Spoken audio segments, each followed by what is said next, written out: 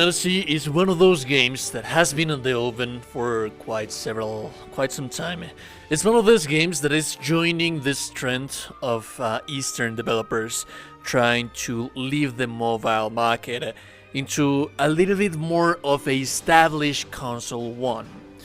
For good or for bad, that's something that it is a background for this company. They used to make the original game, it's a mobile game, which I have to be fairly honest with you, I have not played it.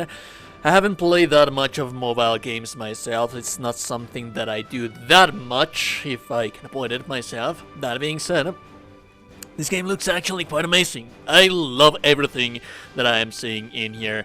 And the thing is that, like aforementioned, this thing has been being cooked for quite several years now. The original release date of this thing, I seem to believe, if I am not mistaken, it's 2014. After that, it has been delayed and delayed and delayed, and finally we're going to get it on February 1st.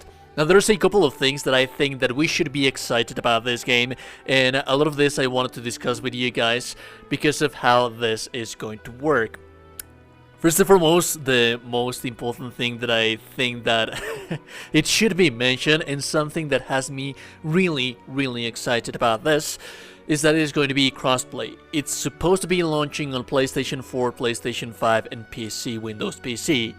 And it's supposed to have crossplay, so yeah, it's natural that PlayStation 4 and PlayStation 5 users might be able to crossplay, but also if you're playing on PC, you want to play with people over on PlayStation, you're also going to be able to do so. The platforms, there are no confirmation for platforms for this game coming to Nintendo Switch nor Xbox. Right now, it's exclusively coming to the PlayStation platforms and PC as well.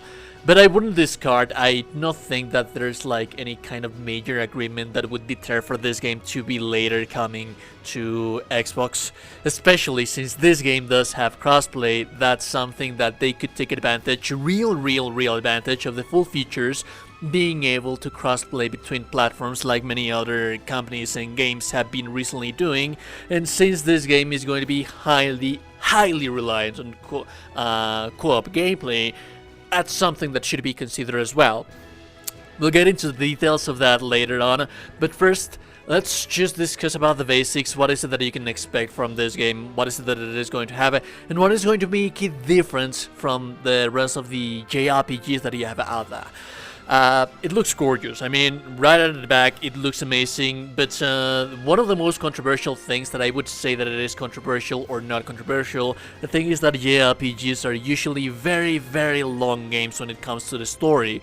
It usually takes too long to beat them because they stretch way too much. One of those examples that I could think of, for example, the latest entry of Dragon Quest, it took me about 80 hours to beat that game, and I'm pretty sure that I was just doing basic main things. Final Fantasy 16, you could finish Final Fantasy 16 on 30-ish hours if you focus on main storyline, but usually the game, me personally, took me like 70 hours because I was just doing random stuff. The Tales of games are very known for being very long games and just on the main story plot. So why is this going to be just 20 hours? Because of the co-op. We'll dive into the co-op a little bit later, but what can we compare this game to? How is it going to feel? Is it going to be an open world? Is it going to be sections? For the most part of everything that we can see, it's linear sections, similar to what you have on Tales of Arise. I think that if I have to compare this thing to something, it would be to Tales of Arise, where you have linear levels, where you can just push through and do the things that you are supposed to do, being mainly a narrative experience that you do not have that much of a side stuff to do, at least for those very first 20 hours. So that's something that should be considered. There's not a huge amount of cutscenes, and every single JRPG has their very different staple on how they manage to present the narrative and the dialogue to you. This, again, I think that I would basically compare this thing as well to the Tales of, where you do have cutscenes. Previewers have said that you do have cutscenes in this game, but it's not highly focusing into that as you would have, for example, in Final Fantasy. The latest Final Fantasy 16, it was highly regarded because of the amazing animations that you have in cutscenes, and because of how the purpose of the focus was right there on the cutscenes. Here it's not that much the case. You are going to have cutscenes, but more often than not you're going to be seeing the rendition of the story being told to you as those little templates that you have right there. Now, let's get into the multiplayer and the rest of the things that I think that this is why this is going to be an amazing beginning of the year for us. I want to say, I'm not saying that this is the case, this is more, I would see this more like an MMO-ish kind of thing, but I would also like to compare this thing to something that it could quench the thirst that we Monster Hunter gamers have for a new Monster Hunter. We know that Monster Hunter Wilds is going to be releasing in 2025, so we have a full year ahead of us without any kind of Monster Hunter content. Everything has been wrapped up already for Rise, and also for Iceborne, so yeah, there is indeed that. And I'm guessing that, yeah, this is going to be a little bit more of the MMO-ish kind of side, kind of things, but let's just talk about that, because the character diversity, that is going to be one of the main features. Your characters, they are going to feel different kind of roles, different kind of scenarios. You could have like a DPS, you could have a tank, you could have a support, maybe stretching it a little bit farther away, maybe a healer, but that's also probably on the range of the support character. That said, there's many characters that you're going to be able to use. Some are warriors, some have spells, some have like different kind of things that you're able to do. And this is very important, and this is very nice, because the main campaign, like I mentioned before, it's 20 hours. After you are finished with those 20 hours, you have the end game of the game, which is basically quests. You do have quests, side quests during your main story, but I think that this is one of those cases for like Monster Hunter where you want to focus on beating the story as soon as possible, as fast as you can, so that you can immediately jump into the end game of the game, pardon redundance, so that you can start farming for your characters.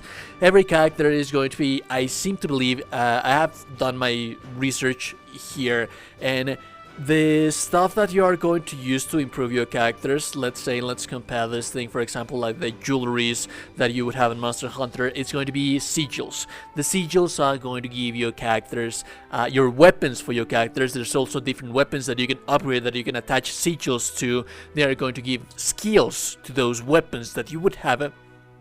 And that is basically how the endgame would function. You would farm for monsters. There's a side quest or a quest where you go linearly through some place, and then at the end there's going to be a boss that you're going to fight with your friends. This is the multiplayer. The bosses, they have kind of dynamic things that you would have on a regular MMO where you have raids, so you could say that this is some kind of an instance or a dungeon that you would have on an MMO, but it's also based on monsters. So you have griffins, you have dragons. That is why I'm comparing it to Monster Hunter. You have your group of friends that are going to go through a level, and then at the end of the level you have to fight a monster. That monster is going to have different dynamics, like you have to pass a DPS check for mobs that you have around, or to open defenses you have to break different little things. So that is how this is going to work, and I can't stress enough how much the crossplay would benefit. This is what I was mentioning a little bit earlier.